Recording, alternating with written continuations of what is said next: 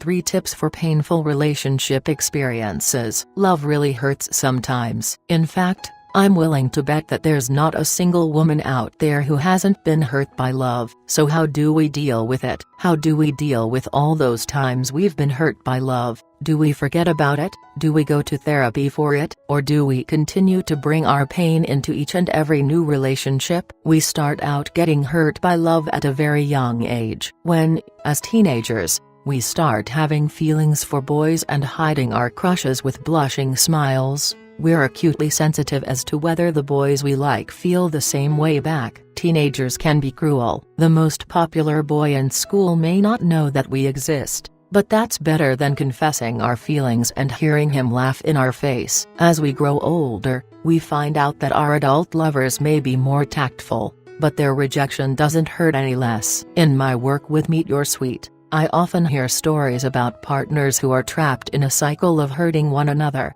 building walls of silence and indifference to defend themselves against the person who's supposed to be their ally in love. None of us like to think about the painful consequences of loving someone, but when we have feelings for someone, their critical opinion can wound us like no one else's. Healthy relationships require us to understand our own reaction to such criticism. We must learn to develop a healthy response to wounding words. Otherwise, those rejections will carry over to future relationships and negatively impact our interactions with a loving man who doesn't understand why his casual remarks trigger such anger. A novel by romance writer Nora Roberts, Susanna's Surrender, illustrates this point perfectly. The main character is a single mother who's been recently divorced from an ambitious corporate lawyer. During their marriage, he constantly told her that she disappointed him and couldn't measure up to the other society wives. She accepted the humiliation because of her love for him. It took years,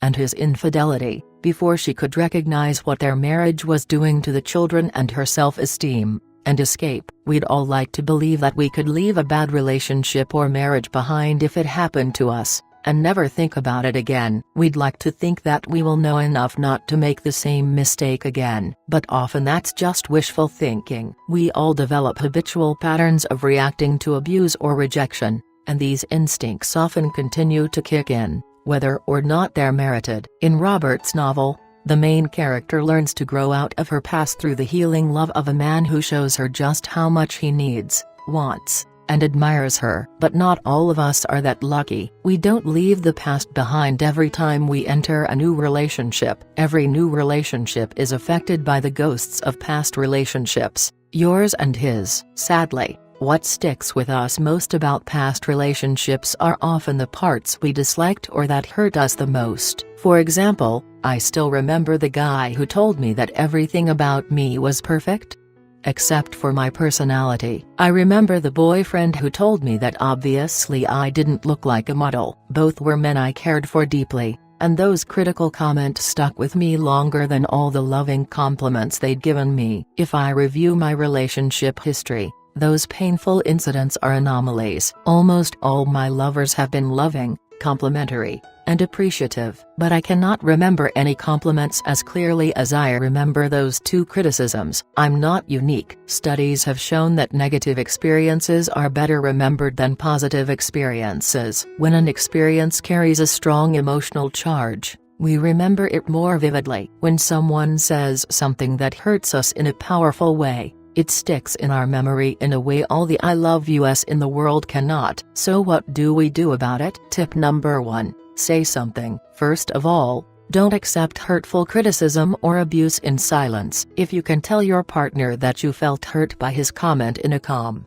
non-accusatory way, then there is the chance that the emotional impact of the situation can be diffused. A situation that started out with angry words might evolve into an honest discussion. The key is to express how you feel with I statements rather than hurling you statements in self-defense. For example, say, "I felt hurt by your comment," rather than "you hurt me when you said that." Tip number 2: Take a moment to think. Next, if your feelings seem all out of proportion to the situation, ask yourself whether you're responding to the particular person you're with right now, or whether a past experience is haunting you still. Often, Simply becoming aware that we're sensitive about an issue because a previous partner used to criticize us is enough. Take away its charge. Tip number 3: It's just one guy's opinion. Finally, learn to take criticism with a grain of salt. If a man tells you something that hurts your feelings, remember that it's just his opinion. You don't have to believe him or take the comment on board unless you want to. I've seen many women who base their entire self-image on what people say about them. If a man says they're beautiful,